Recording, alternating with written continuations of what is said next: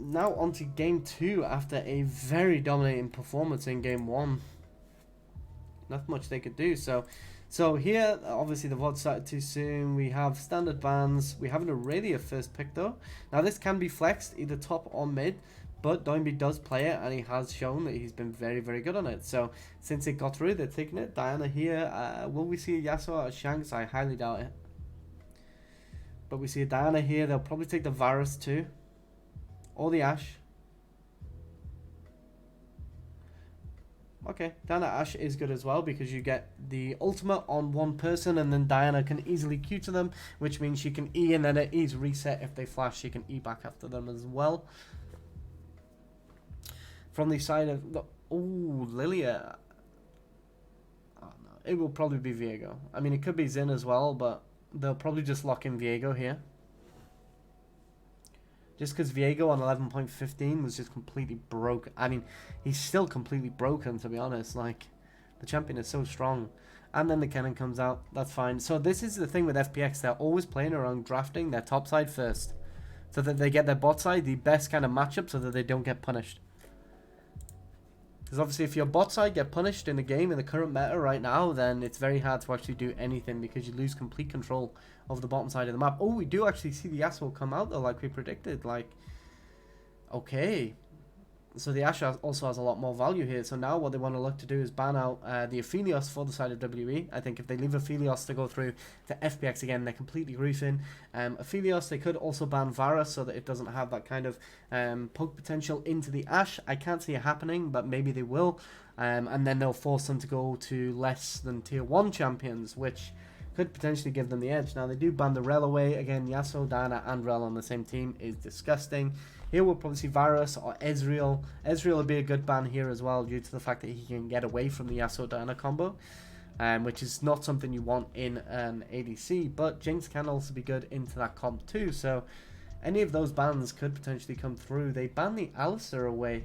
That's very surprising considering they have R4. I would have expected them to ban Leona and then take the Alistar. But they'll FPX will probably ban Rakan, so now we get the Leona come through for the side of WE. If they don't take Leona here, they're kind of griefing, or maybe they take something like the Nah, but there's no rush for them to pick top lane here since both solo lanes have been revealed for the side of FPX. So they just take the best support available, which is Leona, and that's that. Considering 4 supports are banned and Trundle is banned, it gives you a perfect Leona angle. Braum, I mean, I think giving Leona over to the side of FPX is just not the play.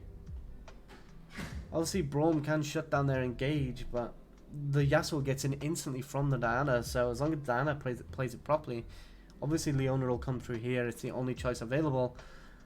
And don't pick Karma, holy, please no. So Leona comes through here, and then we will just see probably something like a Nah last pick. It's such a waste, but I would like to see an Ornn as well. If they pick Ornn R5 here, I'd be very happy. I doubt it's going to happen, but GP? I didn't know they play it.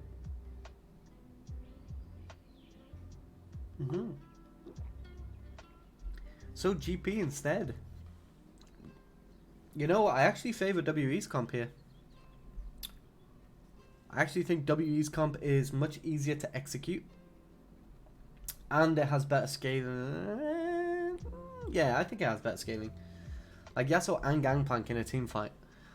Like, you just have to think, if the Diana jumps in, gets a big ult, Yasuo jumps in, gets a big ult, Gangplank puts his barrels down with his ult. It's gonna be a brutal one. And Braum just has to ult and keep them there. So I really favor WE's comp. I think it's very straightforward to execute. But we'll see how they play it out. They might completely grief. Like, completely.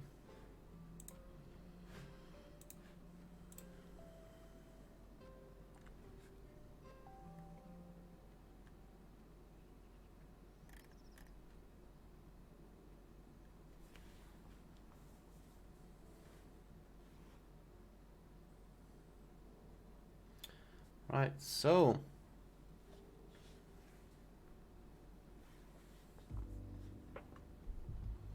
In terms of runes, we do get the spellbook come through from Braum, which is quite nice to see.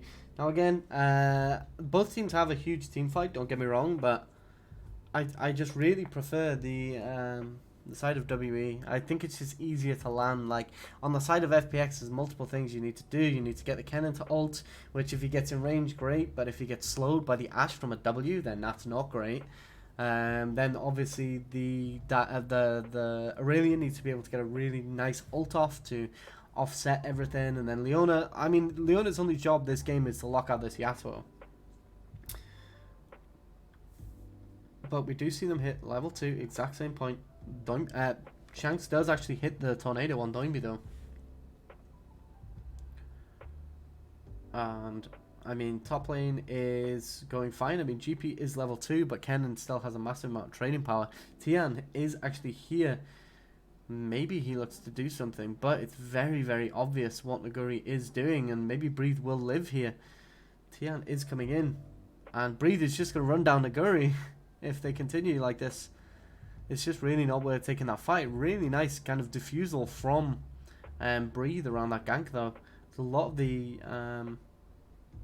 It's a lot of what Viego wanted to do early into the game, especially considering GP is one of them champions that trying to skirmish and kind of win lane against a GP can be extremely difficult, especially considering the amount of damage he gets off his kit. So, not good, not good. So,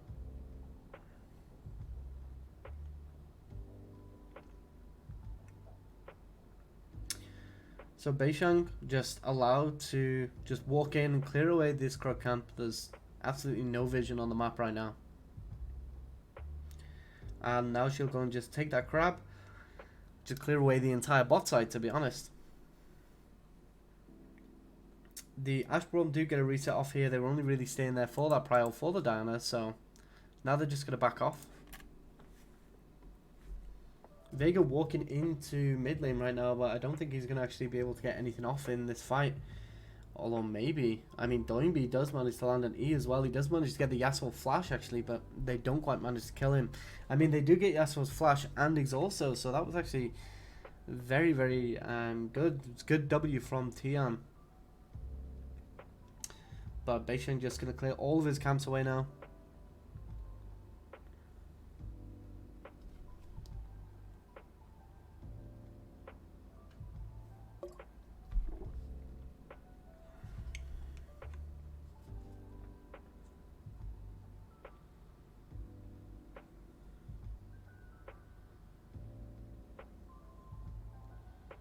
Okay, so again, Naguri getting pressured a lot in this top lane. GP does still have 2 biscuits available too.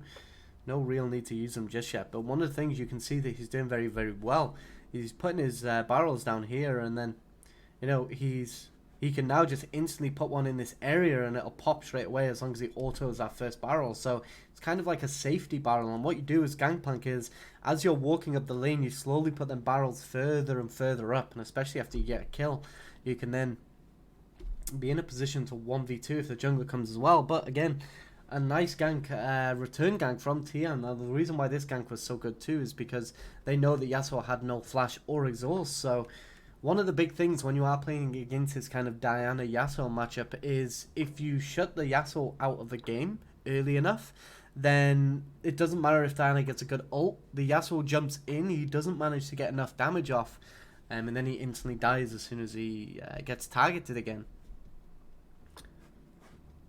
So they do very, very much understand how to break these kind of cheesy kind of comps. We do see the pro view here though.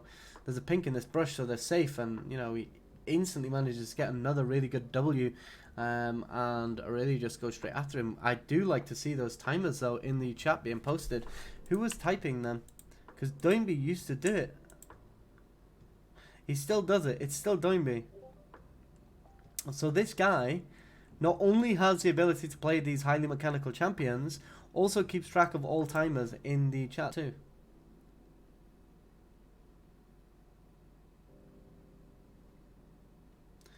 This guy is very, very impressive, honestly. I think if they win this time, it's going to be because of Doinby. And I don't care what other kind of personalities say. about Doinby. I think he's incredibly talented. Like, it's kind of one of them things that sometimes if you can play the game one way better than everybody else is playing it their way, then you do you do it. Like, especially if you can win a world championship and be crowned technically the best mid in the world at some point, then you're clearly doing something right. And I think this is one of the big important things, that sometimes when somebody plays a perfect game, the way you beat them is not playing a perfect game.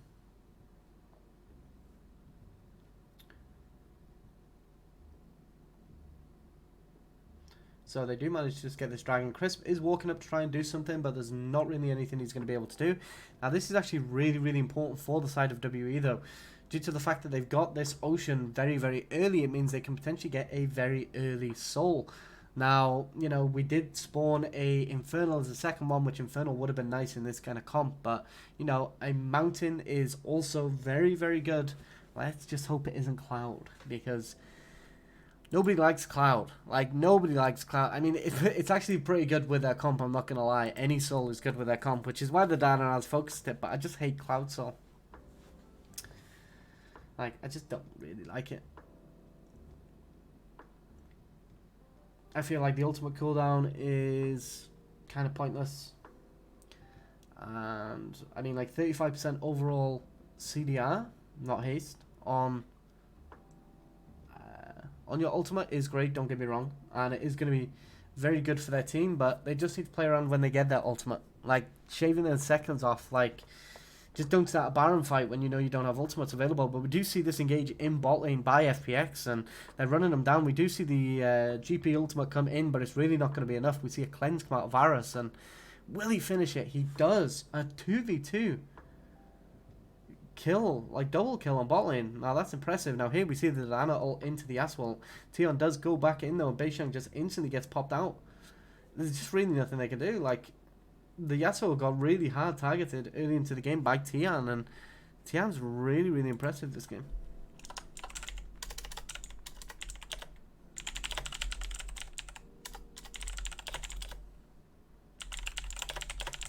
This guy is very good. Like, very, very good. He, like, even though he's 1-0-0 right now with less CS, he's done more than what the Diana has. Now, he does have more gold, even though she has more farm. But, I mean, she did get one dragon, and she is also going to scale a little bit harder. She's a little bit easier and does a lot more instant damage, since she's kind of like a battle mage. But then, I mean, she's pretty much a burst mage as well in these kind of comps. So here we can see Leona just gets a really good E onto the Ashe. We get the exhaust come in as well, and she's just kind of following her down. We see she flashes forward again to get into the queue, and Varus gets it very easy. And then they do keep chasing here. He stays just outside of the tower range. Now, the reason why this is impressive as well is, if you don't know, the tower is, because it's offset in this area here, it means that technically if you could get out here, it would hit you, because it's a kind of circle around. Now, that circle literally kind of comes like this. Like, around like this. I mean, my drawing skills are not great, don't get me wrong, but because it's like it's an even circle around the tower, it means that there's this little area, this little kind of nook here that you can very heavily abuse to avoid the tower aggro, because it's, you know, it won't quite hit you. You can't really do it on this side because, you know, it's, I mean, you can still go to, I think, around here-ish, but still, it's very, very impressive that they actually know that perfect range so that they don't get hit by the Braum. So there's really nice spacing all around from both of the bottom laners from FPX. Now, I have said before that FPX sometimes, you know, they have a little bit of a weaker kind of showing in this bot lane, and the rest of the map really have to pick it up. But in this semi-finals game, bot are actually performing very, very well. Now, that's a really, really good sign. Leona's even built boots to support her lane a little bit more as well. Like, she gets less movement speed off them compared to Swifties or Mobies, don't get me wrong, but they do have a lot of auto attackers. They have a Yasuo, a Gangplank, and Ashe. Even the Diana does do auto attacks too, so she is actually reducing damage from her also. So, you know, all round, I mean, pretty solid so far from the side of FPX. considering what they're playing into, it feels like they knew exactly what WWE wanted to achieve and just shut it down instantly.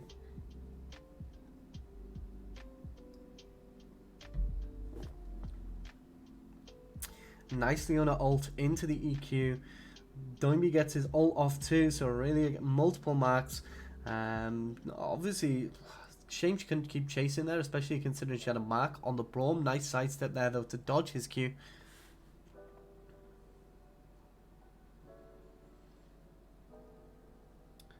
So, I mean, this is good as well from WE of them to just back away from the tower too. They suspect that something is, you know, going down in this bot lane right now, and they just back away from it. And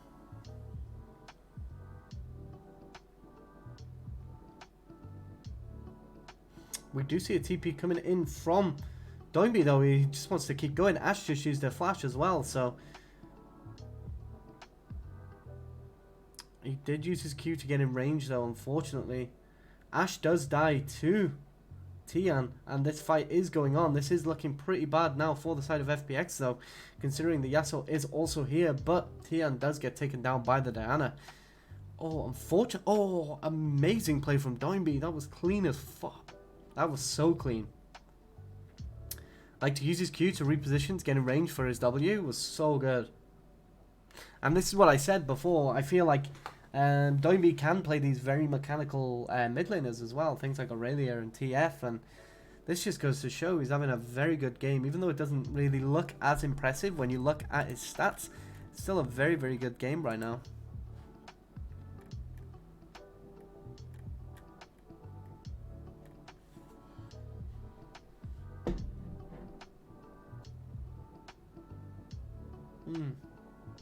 Ashe just trying to get out with her life as much as possible, but just not quite. Varus does also change into Ashe to get a little bit of HP back, but it's not enough. But then this play with Doinby, you know, just Q into the W flash. It was just really nice to see. I thought he'd repositioned with his Q to get his W, but he actually used his flash, but it still gets him the kill, so. So I have no idea what that says. Okay, 4 KDA from LWX. Not bad. I mean, CS per minute pretty decent as well, especially considering he's basically on these kind of support ADC duty. See a massive amount of gold go over to the Aurelia here though, and she's just waiting to see who comes up to this wave, and she can just instantly Q to it and then just jump on them. So here we can see. Oh no, I thought she would just go to be aggressive on this Yasuo, to be honest, but I guess she doesn't know where the Diana and the Braum currently are, and they could just be sat there shadowing him so that he pushes a wave out safely. Ashe has changed into mid lane. Now, one thing I'd like to see, oh, it does actually go through, so I would have liked to see her make sure that that plate goal got denied from the enemy team. Oh, so we do get a pick onto Varus, but instant cleanse to get away from that Ashe ult. The Leona does jump in and manages to exhaust the Ashe, and then Tion comes in with the Viego, manages to get a nice W on him with his flash, and now manages to get a reset as well. Doinby jumping in. Really, really nice combo there. Using his E from very, very far back, and then using his ult to Q on top of them, and then E is really, really good because, you know, your cursor is in the correct place to actually perform that maneuver, and you get the marks from your ultimate as well, so.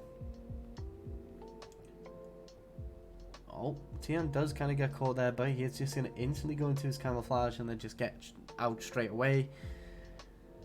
So yeah, I mean, Yasuo is, you know, can't really do much, but this bot lane is just, they've just conceded way too much in this game, and this is one of the big things when you do play things like these heavy top lane comps. If your bot lane falls behind, there's not much you can do, so Varus does manage to get a massive amount of poke, but then instantly cleanses the Ashe R into the Braum R. Then Leona just EQs onto the Ashe, gets the exhaust on top of her so that she can't kill him, and then Tian flashes forward with his W and just picks that up. Obviously gets a reset. We see here Doinby puts his E down and then uses ult mark to jump before he uses E again, and it just means that it's very, very easy for him to actually do what he needs to. Viego does manage to kill Diana too, so again, all round massive gold lead to the side of FPX. This is a very kind of one-sided game right now. Like, very, very one-sided game.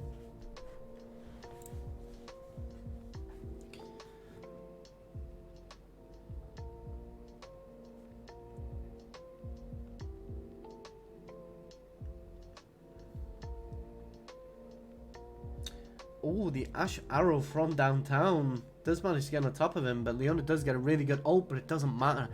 Varus gets absolutely mauled by GP.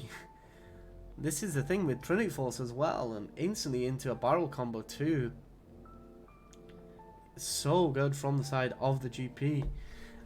He's the only real threat for the side of FPX this game, though, to be honest. I think even if he does get very ahead, his bot side are way too far behind right now to actually do anything. So I really don't think it's going to be enough. Now, Naguri is trying to fight the Yasuo. He is on the Kennen, who is kind of anti-melee. Really nice rocket belt to get forward and to dodge that Yasuo Q.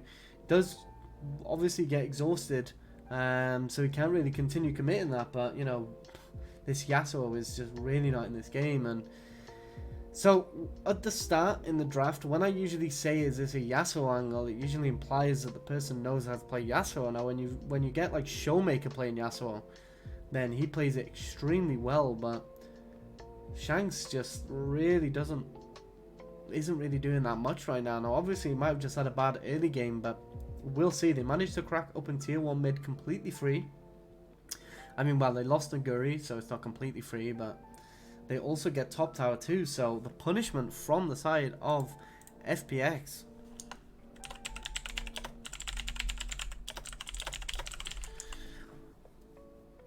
Honestly, I mean, seeing them play this well against this team really makes me kind of wonder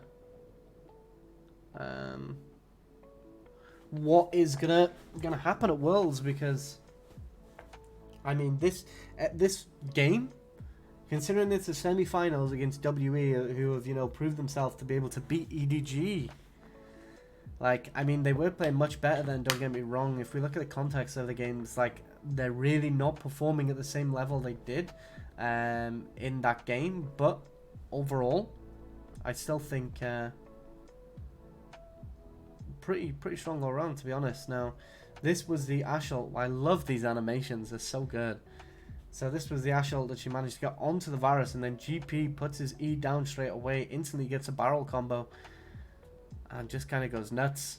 Manages to run down Crisp as well. Again, other barrels. You put that one as kind of the initial barrel that you use, and then you put another, even if it's on full HP, just next to it. Due to that timer, you know, you can, if you proc one barrel and it's in range to get the other one, then it will proc it, even if the timer's on 3. So this is how you do things like triple barrel combos, where you kind of put one down, and then you kind of walk up, and then you put kind of like 2 down in a row inside the team fight, and then you just queue the first one and it instantly pops all 3. So this is why GP is considered a very difficult champion, though, because being able to do this and have that many kind of inputs in such a short amount of time and use them properly, and also compensate for where the enemy team are going to be, makes him a very difficult champion. On top of that, obviously, it's a case of he can do so much if you're good on him, especially the ultimate. It's very good for stopping things like dives and kind of plays on the opposite side of the map. So that's another thing. You don't really use it as much on your lane, and this is why he's very good in kind of all stages of the game. Like, even in, say, solo queue, he's very good for this, because, you know, you have a global pressure. Which I'd love to see kind of Naguri get GP next, kind of show him how to carry on it, because Naguri's GP is insanely good. And then I'd like to see Dunby on the TF, but I think that's just going to always be banned from now on. Like, I don't think a team will ever give FPX their TF, and I mean, if they ever do give it away in the draft, then they're just completely crazy.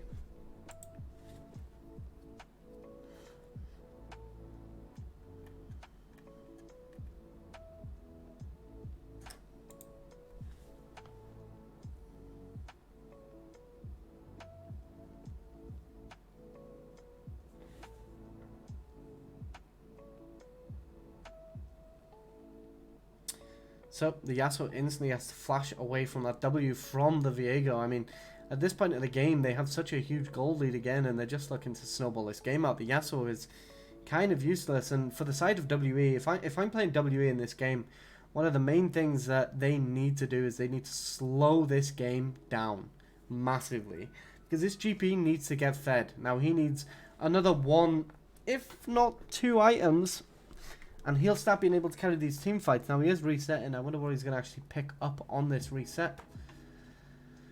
So all he really got is a no magic. He's reset quite early. So he's just actually maintaining these side lanes right now, which again is going to be good for him so that he can get a massive amount of gold into him. Again, he does have 2 items, which is kind of on the same level as FPX right now, so he might have the ability to carry these team fights. But we do get a nice Ashe ult in from Tian, but we don't manage to get the triple barrel combo off from GP. He just didn't put the 3rd one down, and now because of that, I think Doinby is just going to go crazy. And even though the GP did manage to get a kill, Doinby is very, very fed. And oh god, what was a Varus doing? Varus flashing in there is not the play, but Doinby is going to clean up with it, I think. Surely, yeah. And now we do have Kennen coming in at a later date as well. Like, he's on his way now too. Manages to use his flash in. Gets a Q on Ashe. He needs to get a little bit closer. And there we go. And there's a stun. So, again, as soon as GP missed that barrel combo, they needed to back out of the fight because he's already made a crucial mistake to that fight. Which, if you end up in a position where you've used... So, we'll see it again here, actually. We get the Ashe ult from quite a while away. Just because they know they're on that blue. We get the barrel come down there. We get another one. And then he doesn't manage to get this 3rd one down. Which means his mechanical skill on this champion is just not good enough. And then obviously we see Doinby manages to, I think, get out of the Diana ult. Or maybe he just tanked it there. And then he just kind of goes crazy. Varus flashes in. Which I really thought was a bit in, to be honest. But he did survive for quite a while. But still not too great overall. And then obviously this is a point where the Kennen came and they ran down the Ashe. I don't think they'll show this entire chase. Or maybe they will. So there we go. The 3 abilities from the Kennen into the extra damage from the E. And then the kill from the Aurelia. So she is also going for Gargoyle's Stoneplate now, which is a very good item on Aurelia because... if you use that shield at the right time, you can then just heal up massively off, say, a wave while the shield is up, and then you can just go back in, and it kind of, you heal your actual HP in the replacement for the shield amount. So this is why it's such a good item. Like, if you have enough lifesteal, which Aurelia has a massive amount, especially out of her gold drinker and her Q, she ends up in a kind of position where that shield can actually give her HP back in a way from her actual healing. So that's kind of the thought process behind it. And also it just allows you to be in the middle of fights just going nuts as well. That shield is huge, especially with the Sterak's on top. The Sterak's and Gargoyle's interaction was something that was very, very broken. I think it still is, to be honest. It's just so powerful because you get 2 absolutely huge shields in a fight, and it just makes you very, very hard to kill. This is why things like Darius were also extremely heavy meta, and we did see Darius players in EU kind of popping off in comp with this kind of combo. So it's just very, very strong.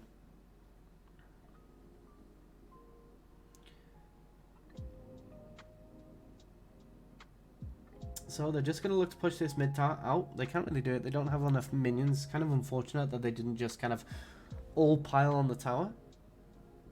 But we do see the Ginzu's coming in 2nd item for the Ashe, which, I mean, I guess it makes sense considering this isn't a game where she can go wit's end, but it just feels very, very bad to be Ashe in this situation, I think. Because the thing is, even things like Bork will not get her away from the enemies either. And, you know, they're not incredibly beefy. I mean, the Aurelia will be, don't get me wrong, especially considering a massive amount of base stats actually goes into kind of resistances and defensive stats. Which means, you know, she will have a lot more HP, which means, you know, Ashe does do quite a lot of damage with this Ginzu spike. So we'll see what this goes from here. But again, Doinby is the only real one that he would potentially go Bork for, and, you know, you can't really use the slow either. So Ginzu is incredibly valuable. Now FPX are just going to try and force Baron over and over and over.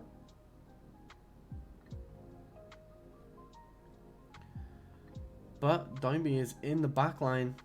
Yasuo ult is down. This is huge. He's going to get a really, really big ult off now and just go nuts. He does get locked up for a million years though, but again, there's just too many shields. So Tian actually surviving for so long in this backline here, but it just won't be long enough. Gangplank is on the side, also doing a massive amount, but it's just not quite enough. They do go away with a 1-for-1. Both jungles swapped, but maybe this puts FPX in a position where maybe they can still rush Baron, but it's probably not the best situation. One thing that FPX want to do here is they just want to take all the camps, get their waves in a good position again, and then just reset and spend all their gold. Especially considering Doinby's been pushing these side lanes for the longest amount of time now, to be honest.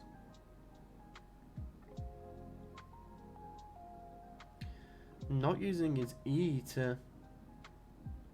Okay, what? Doinby doesn't understand how crab works? Like, what?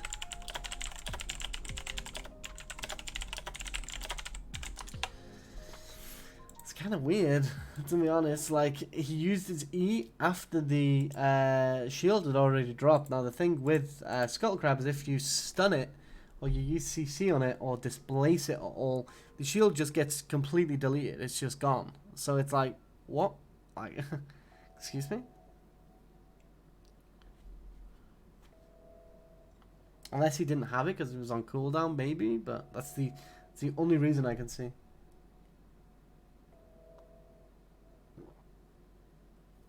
Again, FPX just want to get this Baron and close this game out. Like, Doinby can just heal infinitely. Chris does get a really nice EQ onto Shanks, but he does flash away, and the Zhonya's. Varus does get a really good ult here. Naguri does go into his stopwatch as well. But you just can't really beat them at this point. I mean, the Viego is just getting his resets, and yeah, it's just over. Like, they just end the game here. And if they don't end the game here, the game is already over. The Aurelia is way too big, and Kennen has a Horizon focus. Just to look to kind of get some damage on one person and then just run them down. But I think they're going to do Baron here as Kennen just pushes this inhib in. And then what they'll do is they'll just reset with the Baron. And then they'll just go for a 1-3-1 and just end, a 1-0-4 and just end the game out that way. So here we can see that the Yasuo does get completely zoned out. The Diana does get an okay ult, but Varus does manage his Zhonya's away from that. Kennen is in the back, still doing a massive amount though, but look at Doinby in the top. He's just completely shredding everybody, and with Viego getting reset after reset, he can just always chase him down as well. Does manage to kill the GP, tries to get a triple barrel combo off, but this is one of the funny things you see when people play Viego is they'll pick up these really hard, mechanical, intensive champions like Gangplank, and they just won't know what to do, or they won't be able to pull off their combos. So you'll see them just instantly expel the ultimate with the shadow with their ultimate, which obviously you can't do pre-6. But at 6, if you don't know how to play that champion, you can just pick the soul up for the HP and then just leave. Excuse me. So at this point, FPX again, they've got this Baron. I'm very surprised that they're not sending one person into this top lane. I would have liked to see a 1-0-4 here, especially with somebody TPing, which we can't see right now because Naguri's face is all over an advert. But Doinby and Naguri both have TPs, and none of them are pushing this top lane out. So, I mean, a little bit interesting. I mean, GP, like, he can push waves and then move to team fights instantly. Oh, it's because they didn't actually get the mid inhib. My bad entirely. This is the correct play. I thought he'd actually managed to get that mid inhib when he went for the siege. So yeah, they're just going to get this one now and then potentially look to fight. Yep, so here we go. Doinby just in the middle of them going nuts. He does have his stopwatch, and now the Kennen ult does come through, but he's so strong it doesn't really matter. He hasn't even used his shield. Oh, he did use his shield actually, but Gold Drinker was back up instantly, and then Viego gets the ult onto Ashe just to kill her and then flashes away so he doesn't take any damage from that tower. I mean, incredibly clean game from FPX. Like, this is going to be a 3-0. Like, I can already see it. Like, I don't think WE come back. They had a very, very good comp, and I really liked their comp, but they just got outmatched in every single position. So, unfortunate to see. So, let's end this and go on to the next game.